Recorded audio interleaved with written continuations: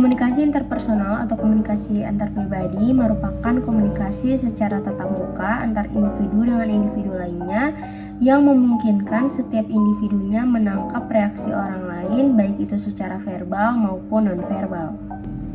Jenis-jenis komunikasi interpersonal terbagi atas dua, yakni komunikasi diadik atau dyadic communication dan juga komunikasi triadik atau triadic communication. Komunikasi diadik merupakan komunikasi yang terjalin antara dua orang, yakni seseorang sebagai komunikator atau yang menyampaikan pesan dan seseorang sebagai komunikan atau yang menerima pesan. Karena perilaku komunikasinya terjalin antar dua orang, maka dialog yang terjadi pun berlangsung dengan intens. Sedangkan dengan komunikasi triadik atau triadic communication merupakan komunikasi yang terjalin antara tiga orang, yakni seseorang sebagai komunikator dan dua lainnya menjadi komunikan. Jika dibandingkan antara keduanya, maka dapat dibilang komunikasi diadik lebih efektif karena seorang komunikator memusatkan kepada seorang komunikan sehingga dapat menguasai frame of reference seorang komunikan dan serta umpan balik yang berlangsung. Baik, di sini saya akan menjelaskan mengenai persahabatan dengan hubungan interpersonal. Nah, persahabatan itu adalah pertemanan. Nah, pertemanan itu bisa terjadi jika kita berperilaku kerjasama antara dua atau lebih entitas sosial. Nah, bagaimanakah ciri-ciri dari persahabatan itu sendiri? Yang pertama adalah simpati dan empati, di mana si sahabat satu dengan sahabat dua ini akan saling melakukan simpati dan empati ketika temannya bersuka ataupun berduka. Nah, yang kedua adalah support. Support satu sama lain ini sangat dibutuhkan dalam suatu hubungan persahabatan, sehingga persahabatan tercipta pun semakin erat. Yang ketiga adalah kejujuran. Nilai kejujuran dari persahabatan itu sangat tidak ternilai, teman-teman. Jadi, persahabatan itu adalah satu hal yang penting dan sangat-sangat penting dalam suatu hubungan persahabatan. Dan yang terakhir adalah saling pengertian. Pengertian satu sama lain menimbulkan sifat empati, melahirkan sifat empati secara natural dari dalam diri kita sendiri. Nah, yang kedua adalah hubungan interpersonal. Setiap orang yang berketergantungan satu sama lain akan menimbulkan interaksi. Hasilnya adalah keputusan seseorang kepada orang lain, sehingga menghasilkan rasa suka ataupun rasa benci. Rasa suka dan rasa benci ini hadir ketika stigmanya tergantung pada si manusia tersebut. Apakah dia nyaman ataukah tidak? Itu tergantung pada perspektif dari setiap orang. Nah, bagaimanakah ciri-ciri dari hubungan interpersonal itu sendiri? Yang pertama adalah komunikasi dua arah, di mana komunikan pertama dengan komunikan yang kedua ataupun komunikator pertama dengan komunikator kedua itu saling berbicara sehingga mendapatkan respon yang baik dari si A dan respon yang baik pula dari si B. Nah, yang kedua adalah suasana informal. Jadi kita berbicara dalam bahasa biasa, bahasa sehari-hari, tetapi menggunakan konteks yang baik pula, sehingga komunikasi yang tercipta pun lebih baik. Nah, yang ketiga adalah umpan balik. Umpan balik ini adalah respon dari si komunikan ataupun respon dari si komunikator. Apakah baik? Apakah tercipta suatu komunikasi yang efektif? Nah, dari dua hal tersebut, hubungan dari persahabatan dengan hubungan interpersonal itu sendiri adalah bagaimana kita memulai pertemanan, membangun pertemanan dengan baik kepada seseorang, sehingga terciptalah persahabatan, kemudian komunikasi ataupun hubungan interpersonal yang tercipta pun akan semakin baik. Pada materi komunikasi dalam hubungan interpersonal, ada yang namanya proses persahabatan. Nah, dalam proses persahabatan ini ada 7 proses yang harus dilakukan dalam membentuk persahabatan tersebut. Proses yang pertama yaitu mengenal piramida persahabatan terlebih dahulu sebelum beranjak lebih jauh. Nah, berikut konsep tentang piramida persahabatan. Menurut Germain Tucker dalam Humans, setidaknya ada 5 tahapan konsep tersebut. Dari urutan paling bawah adalah stranger, yaitu orang asing. Yang kedua acquaintance, yaitu sebatas kenal. Yang ketiga casual friend atau teman biasa.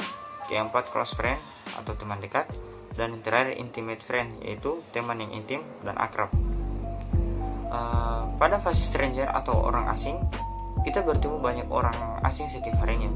Sebagian besar hanya sekadar lewat lalu pergi. Namun ada juga yang akhirnya kita kenal.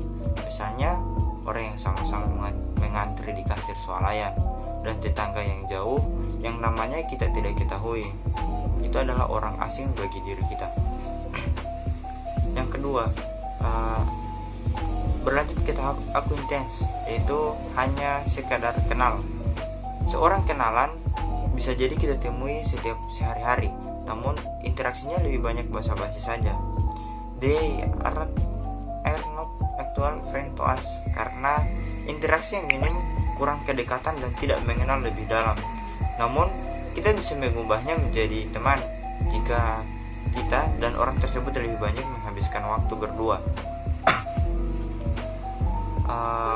Beranjak menjadi casual friend, ada tahap yang di tahap ini kita cukup banyak menghabiskan waktu dengan mereka, bertukar cerita dan berbincang tentang diri masing-masing. Untuk mengubah acquaintance menjadi casual friend sebenarnya mudah. Cukup kita mengajak orang tersebut untuk melakukan sebuah aktivitas yang mana untuk mengenal satu sama lain. Intinya kita harus mencoba menghabiskan waktu yang banyak agar kita bisa saling mengenal. Berlanjut ke tahap close friend ataupun teman dekat. Nah, ketika sudah pada tahap ini berarti adanya saling kepercayaan satu sama lain, karena kedekatannya ini kedua orang memiliki keterikatan emosional, saling menerima dan mampu memahami satu sama lain. Bahkan di tahap ini biasanya seorang teman dekat sudah saling mengenal satu sama lain ke keluarganya masing-masing. Dan yang terakhir, tahap yang terakhir yaitu intimate friend. Apa ya perbedaan antara close friend dan intimate friend? Yaitu meskipun sama-sama sering menghabiskan waktu berdua, sering curhat satu sama lain dan saling support, nyatanya level keintiman atau kedekatan antara keduanya itu berbeda. Istilahnya, intimate friend adalah orang yang sudah terkoneksi jiwanya atau connected soul to soul, yang mana mereka saling mempunyai koneksi sehingga ketika berbicara mereka langsung saling memahami satu sama lain. Kira-kira berapa waktu yang dibutuhkan untuk bisa menjadi sahabat?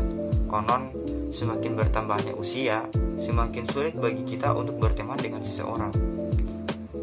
Berdasarkan studi, rata-rata orang dewasa itu perlu menghabiskan waktu sekitaran 50 jam dengan seseorang untuk menjadi casual friend. Sementara untuk menjadi close friend atau teman dekat butuh waktu lebih lama, yakni 200 jam.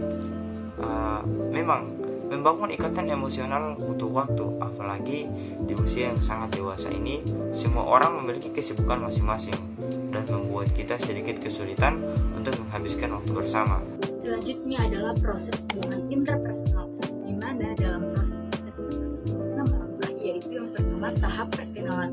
Tahap ini ditandai dengan adanya tindakan memulai, biasanya dilakukan dengan hati-hati agar terbentuk persepsi atau kesan pertama yang baik. Biasanya kita menyebutnya dengan first impression.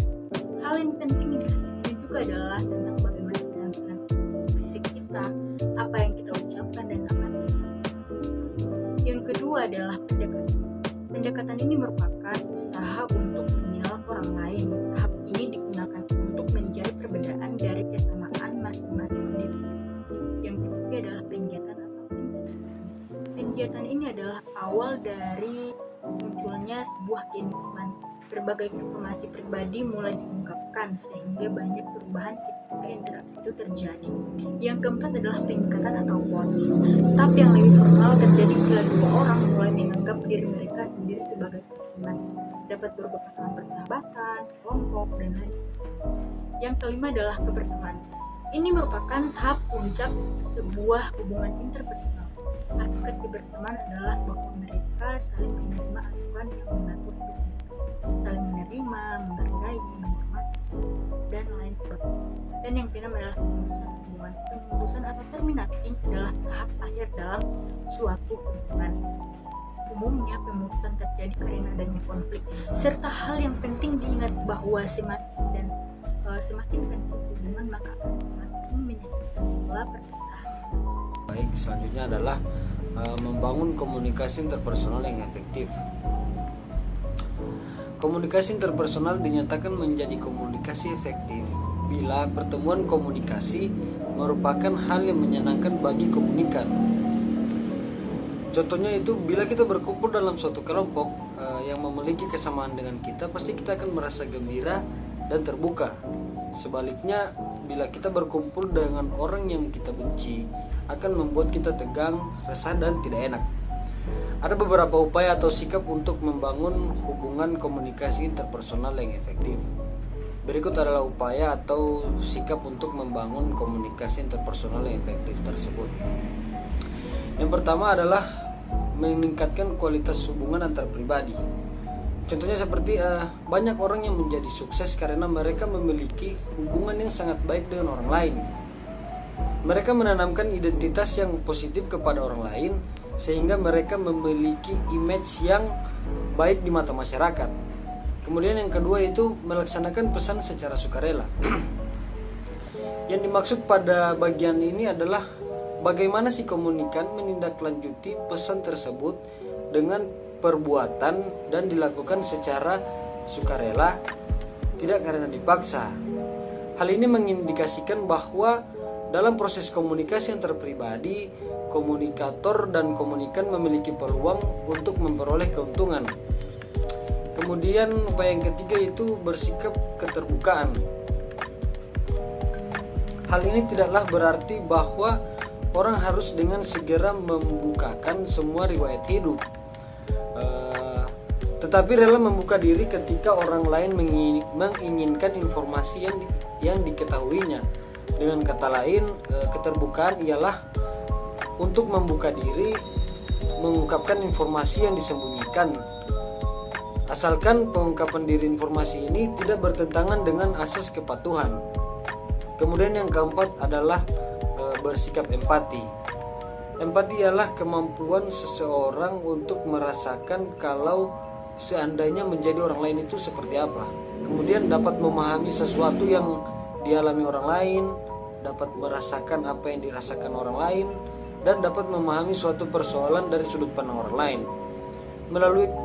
Dengan demikian, empati akan menjadi filter agar kita tidak mudah menyalahkan orang lain.